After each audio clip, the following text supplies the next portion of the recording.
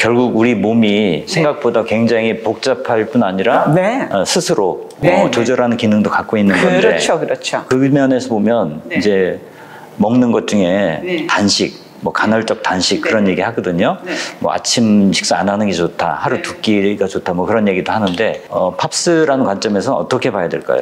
저는 현대 사회에서는 뭐 영양학적으로도 뭐 그지 두 끼만 해도 충분하다고 보는데요. 배출과 호메시스의 관점까지 고려한다면은 더 이상 이 세끼 식사라는 어떤 고정관념에 이제 매이지 않아도 되지 않을까 이제 이렇게 생각을 하고요. 그런데 이제 두 끼냐 세 끼냐 뭐 이걸 따지는 것보다 더 중요한 사실 대원칙이 있다고 봐요. 제가 생각하는 대원칙은 뭐냐면은 첫째, 먹을 때는 확실히 먹고 먹지 않을 때는 확실히 먹지 않는다. 먹지 않은 기간이 길어지면 그게 바로 간헐적 단식이죠, 그죠? 간식 같은 게 안 좋다는 거. 그렇죠, 그렇죠. 그리고 두 번째는 먹을 때는 가능한 한 자연 음식으로 먹어야 된다. 그리고 세 번째는 가능한 한 저녁은 일찍 끝내야 된다. 이 세 가지만 지켜주면요, 뭐 세 끼 먹어야 직성이 풀리는 사람은 세 끼 먹고 두 끼 먹어도 편한 사람은 두 끼 먹고 그렇게 자신의 라이프 스타일에 따라서 선택할 수 있을 거라고 봐요. 그 다음에 이제 호메시스 작동 방법 중에서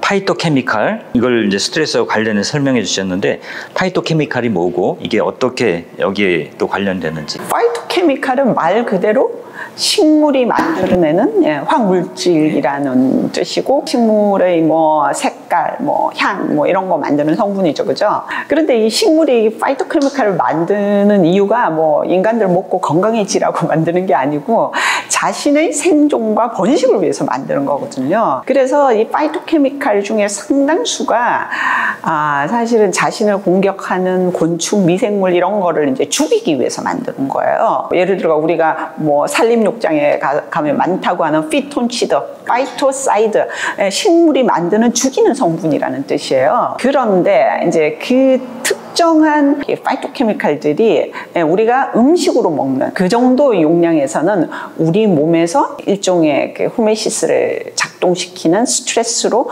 작용할 수 있다는 거죠. 많은 파이토케미칼들이 살충제 성분이고 독이에요, 기본적으로. 근데 웬만큼 먹어도 괜찮다. 그 이유가 있어요. 사실은 자연이 만들어내는 그런 파이토케미칼하고요, 인간이 만들어내는 인공합성화학물하고는요 사실 크게 다르지 않아요. 둘 다 특정 영역에서는 호메시스 영역이 있고 특정 영역에서는 독성을 보여요. 그런데 자연이 만든 파이토케미칼들은 인간, 소위 동물하고 식물의 상호 진화 과정 중에, 그리고 인간 진화 과정 중에 우리가 끊임없이 노출됐던 거거든요. 그런 종류들은 기본적으로 호메시스 범위가 엄청나게 넓은 거예요. 그래서 뭐 진짜 내가 죽겠다고 작정하지 않는 하에는 그게 독성으로 넘어갈 일이 없다는 거예요. 그래서 제가 안전한 호메시스라고 부르죠. 물론 이제 독초라는 게 있긴 하죠. 그렇죠, 그렇죠. 그건 조심해야 되는. 네, 당연하게 그건 조심해야 되고, 사실은 이 파이토케미칼들은 우리가 일상적으로 먹는 음식들, 토마토에 뭐 베타카로틴이 많다, 뭐 마늘에 알리신이 많다, 강황에 커큐민이 많다, 이런 우리가 늘 일상적으로 먹는 음식들 중에 포함된 그런 성분이죠. 파이토케미칼이 풍부한 그런 식물은 어떤 거가 있어요? 구체적인 어떤 식물 종류보다도요, 똑같은 품종이라 하더라도 이 야생에서 막 다른 생명체하고 격렬한 전투를 벌이면서 자란 그런 식품들 있죠. 이러한 식품들이 인간들이 그 농약 주고 비료 주고 이렇게 키운 그런 식물보다 훨씬 더 파이토케미칼 양이 많아요. 왜냐하면은 자기를 보호하기 위한 목적으로 파이토케미칼 양을 엄청 만들어내거든요. 그래서 야생에서 키운 식물일수록 파이토케미칼 양이 많다. 그것도 이제 대원칙이에요. 사람도 야생에서 커야지 더 그렇죠. 든든한 거 비슷하네요. 예.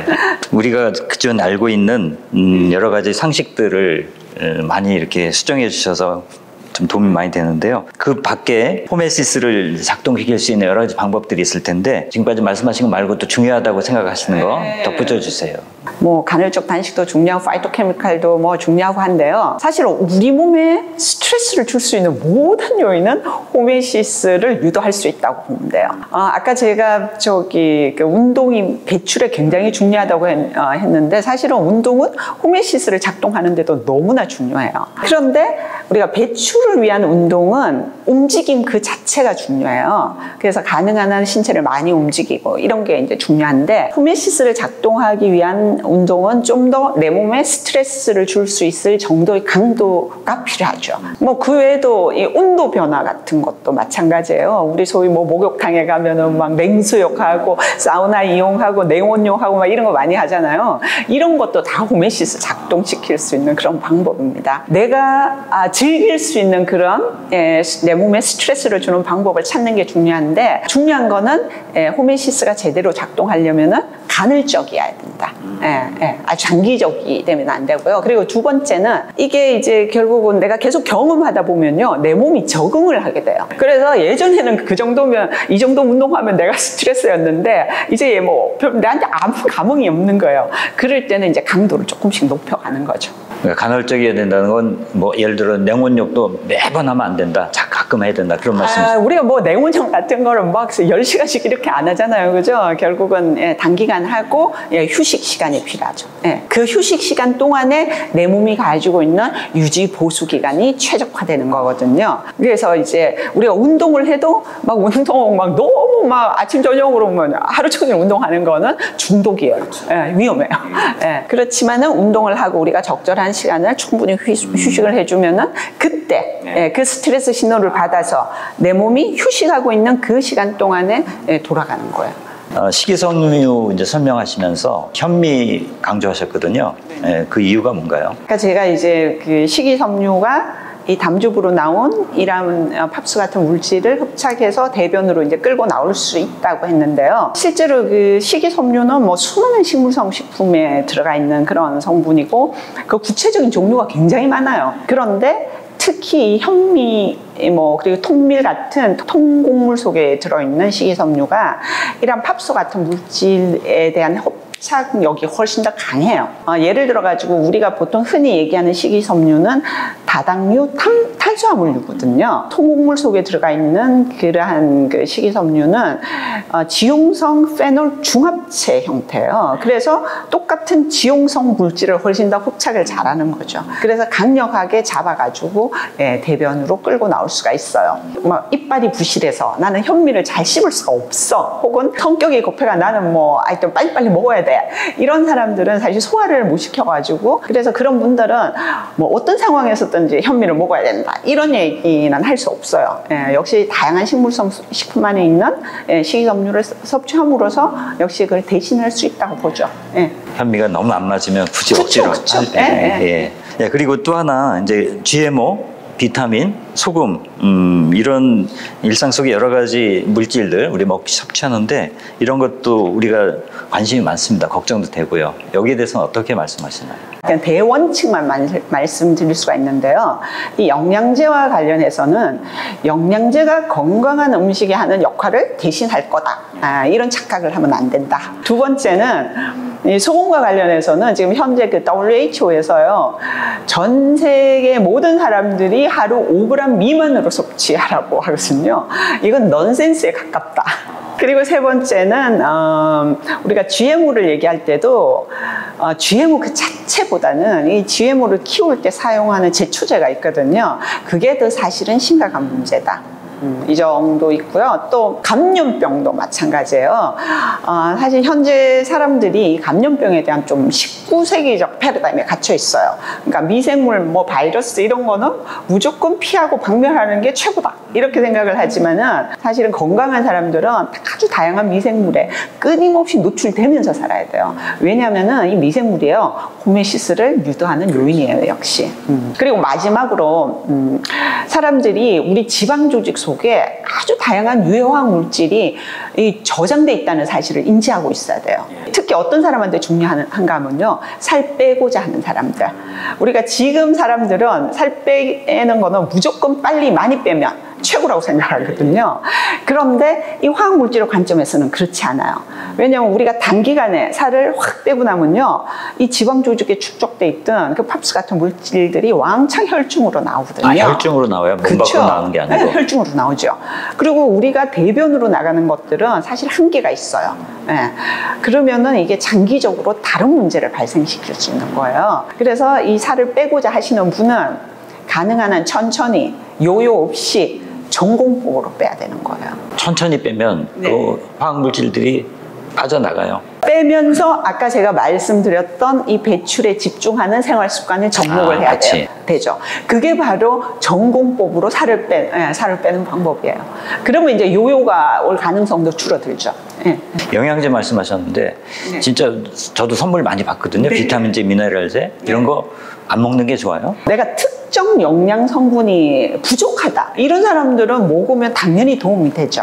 그런데 현대사회에서 사람들은 그냥 그런 거 없이 그냥 막 일상적으로 매일같이 먹거든요. 제가 가지고 있는 기본은 그냥 부족한 거는 채우는 거 맞다. 그렇지만은 일상적으로는 우리가 영양제가 음식을 대신한다고 그런 식의 결정은 굉장히 어리석은 결정이다 이렇게 보죠. 그리고 소금은 흔히 너무 짜게 먹어서 위암 이런 발생이 있다 하는데 아까 그 말씀도 어떻게 된 거예요? 인류가 사실 진화 과정 중에서 굉장히 다양한 자연 환경 속에서 우리가 지금 생존을 하고 있고, 그리고 산업사회가 오기 전까지는 그 지역마다 사실 조달 가능한 식품이 정말 제한적이잖아요. 그래서 기본적으로 사람들은 굉장히 다양한 어떤 용량의 소금에 적응하면서 지금까지 살아온 거예요. 초기에는 하여튼 말씀하신 것과 같이 소금을 많이 먹으면 혈압이 올라간다, 뭐 심혈관계 질환이 높아진다, 그리고 뭐 위암이 발생한다 이런 얘기들이 많았는데 지금은 이제 연구가 진행되면서 그게 막 뒤집히고 있어요. 너무 많은 것도 해롭지만 너무 작은 것도 해롭다. 여기에도 이제 중용 중도의 원리가 들어가는 거예요. 그래서 우리가 지금까지 가지고 있던 소금에 대한 어떤 고정관념도 좀 버리고 싱거운 음식보다 더 중요한 거는 건강한 음식이다. 왜 싱겁게 먹으려고 막 너무 맛이 없어. 나는 막 내 입맛에 너무 맛이 없는 거야. 그래서 막 그냥 아주 막 스트레스에 그냥 쌓여가지고 그렇게 싱거운 음식에 집착하는 것보다 아주 약간의 어떤 소금을 첨가함으로써 음식 맛이 사실은 굉장히 변하거든요. 그렇게 건강한 음식을 즐겁게 먹는 게 더 중요하다.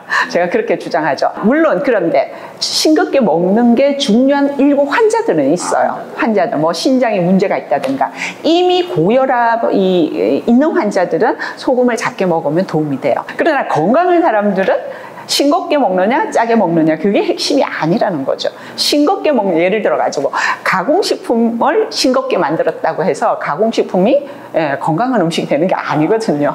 그러니까 더 중요한 게 있다. 정말 우리 과학 정보들이 엄청나게 이렇게 난무하고 있는데 네네. 그것에 편파적으로 휩쓸리다 보면 네네. 전혀 엉뚱한 그런 결과로 갈 것 같은 그런 생각이 들어요. 그래서 그래서 이 책에서는 그런 것들을 많이 이렇게 시정해 주시고 계신데 이제 마지막으로 이 책의 핵심 포인트, 이 책을 통해서 독자들에게 진짜 꼭 전달하고 싶었던 메시지는 뭔가요? 일단 두 가지를 꼭 기억해야 돼요. 첫 번째가 뭐냐면은 우리가 지금 안전하다고 생각하는 저허용 기준 이하의 아주 낮은 농도의 화학물질에 만성적으로 노출되는 것은 결코 안전하지 않다. 이러한 노출이 마이토콘드리아 기능 장애를 유발하기 때문에 사실은 굉장히 많은 질병 발생 위험을 높일 수가 있어요. 그걸 먼저 이해해야 되고, 두 번째는 이 문제는 우리가 어떤 외부에서 뭐 또 노출을 피하거나 이런 방법으로 해결될 수 있는 영역이 아니에요. 이 문제에 대한 현실적인 대처 방법이 제가 아까 강조드렸던 배출과 호메오시스에 집중하는 생활 습관으로 우리가 이 문제를 해결하려고 해야 된다는 거예요. 우리가 지금까지 이제 화학물질에 대한 어떤 패러다임은 어쨌든 외부 화학물질을 잘 관리해가지고 그러면 이제 문제를 해결할 수 있겠다, 이런 식의 어떤 접근이었는데요. 이런 접근이 이제 고농도 영역에서는 의미가 있는 방법이에요. 그러나 저농도 영역에서는 사실 의미가 없어요. 그런데 이 저농도 영역에서 이 고농도 영역에서 사용하는 어떤 그런 패러다임을 가지고 오면요, 그냥 사회는 끊임없는 불안, 걱정, 공포에 휩싸이게 돼요. 그죠? 그리고 이미 가장 중요한 노출원이요, 내 몸 안에 있어요. 지방 조직에. 지금부터 거의 100% 환경이 그냥 100% 청정지역으로 변하고, 내가 뭐 먹는 음식, 물, 뭐 에브리띵이 다 100% 청정하다 하더라도 우리가 이 문제를 피할 수가 없는 거예요. 그래서 우리가 이 문제 실체를 정확하게 이해하고 나면요, 이 일은 의미가 있는 일이겠다, 이 일은 의미가 없는 일이겠다, 그렇게 구분을 할 수가 있어요. 독 그러면 우리 무조건 공포감을 갖고 있는데 그렇죠. 그게 우리 안에도 이미 있다고 생각한다면 그렇죠. 더 훨씬 더 많아요. 물론 이제 아까 고농도라고 하는 거는 이제 예를 들어서 산업 현장에서 그렇죠. 그런 말씀이신 거죠? 그렇죠. 산업체에서 내가 뭐 특정 화학 물질을 가지고 뭐 거기에서 어떤 제품을 만들고 이럴 때는 우리가 뭐 보호구도 쓰고 관리도 하고 하는 거 그런 거 당연하게 중요하죠. 그런 거 고농도 구별해야 영역의 네. 어떤 독성. 그러나 우리가 현대 사회에서 발생하는 문제는 전부 다 아주 저농도에서 발생하는 문제고 혼합체의 문제라는 거죠. 그 예를 들어 100개의 혼합체가 있는데 그중에 내가 한 개를 가지고 뭐 어떤 대책을 세운다고 해가지고 99개의 문제가 사라지는 게 아니라는 거죠.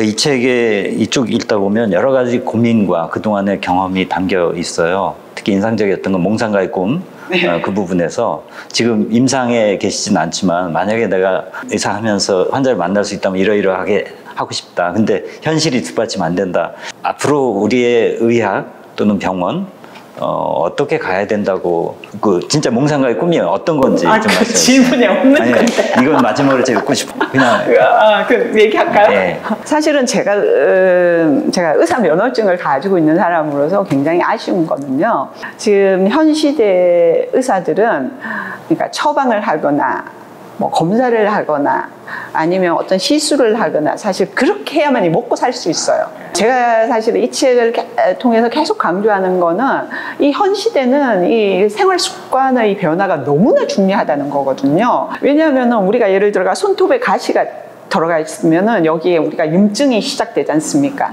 근데 가시를 그냥 여기 둔 채로 여기에 뭐 소염제, 진통제, 항생제 바르면서 이거 낫기 바라는 사람 아무도 없잖아요. 그러나 우리가 우리 몸 안에서 발생하는 그런 만성 염증이나 이런 문제에 대해서는 그런 관점이 없는 거예요. 그래서 제가 이 생활 습관 변화를 통해서 소위 우리 몸 속에 들어가 있는 이 가시를 뽑는 노력을 환자라면 누구나 해야 된다. 그리고 사실은 거기에 초점을 맞춰가지고 환자를 교육할 수 있는 의사들이 필요해요. 다른 뭐 영양사가 교육하고 뭐 다른 어떤 직종의 사람들이 교육하는 것보다 의사가 그 교육을 할 때 가장 효과적이거든요. 그런데 아무리 내가 뭐 열심히 교육을 해도 그 누구도 내한테 보상을 하지 않는다면 제가 그렇게 살 수가 없는 거예요. 그래서 참 의료 시스템이 이러한 관점을 접목해가지고 정말 환자도 살고 의사도 살고 정부도 사는 그런 의료 시스템이 필요하다. 그러면 아직 그런 의료 시스템이 갖춰지지 않은 현실에서 네. 환자들은 어떻게 태도를 바꿔야 될까요? 병원을 대할 때, 의사를 만날 때. 제가 이번 생의 사명은 이 호메시스를 세상에 알리는 거다. 뭐 이런 식으로 생각하면서 살고 있는데요. 지금 현재 건강 정보가 너무나 많이 상반된 것들이 아주 많은 거예요. 그래서 사람들이 이 얘기를 들으면 이게 맞나? 저 얘기를 들으면 저게 맞나? 이런 생각을 하고 있지만 오늘 제가 말씀드린 이 내용을 정확하게 이해하고 나면요. 더 이상 다른 사람 이야기에 휘둘리지 않고 스스로 판단을 하실 수 있을 거예요. 우리의 몸 안에는 100명의 명의가 존재한다. 뭐 이런 얘기를 뭐 가끔 하는데요. 이게 과장이 아니고 이게 정말 명백한 진실이다. 이거 알게 될 거예요. 이제 그걸 알게 되면은 이제 더 이상 뭐 내가 할 수 없는 일에 뭐 너무 집착하지 않고 내가 할 수 있는 진정으로 의미 있는 일에 집중할 수 있을 거예요. 그러면은 이제 자연스럽게 건강은 따라오는 거죠. 우리 몸 안에 100명의 명의가 있다고 합니다. 그걸 믿지 않기 때문에 계속 휘둘리고 불안해하고 이렇게 되는데 오늘 이렇게 말씀을 듣고 보니까 정말 우리 생명을 지킬 수 있는 힘이 우리 안에 내장돼 있다는 걸 확인하게 되고 그 안에 작동하는 호메시스를 잘 살려내는 이런 생활 습관 이걸 회복해 가는 거 굉장히 상식적인 이야기인데 그렇죠. 그런데 우리가 잊고 사는 거 다시 한번 짚어주셨습니다. 오늘 이렇게 먼 걸음 와주셨고 귀한 것들 알려주시고 짚어주셔서 고맙습니다. 네, 감사합니다. 오늘 이것으로 마치겠습니다. 감사합니다.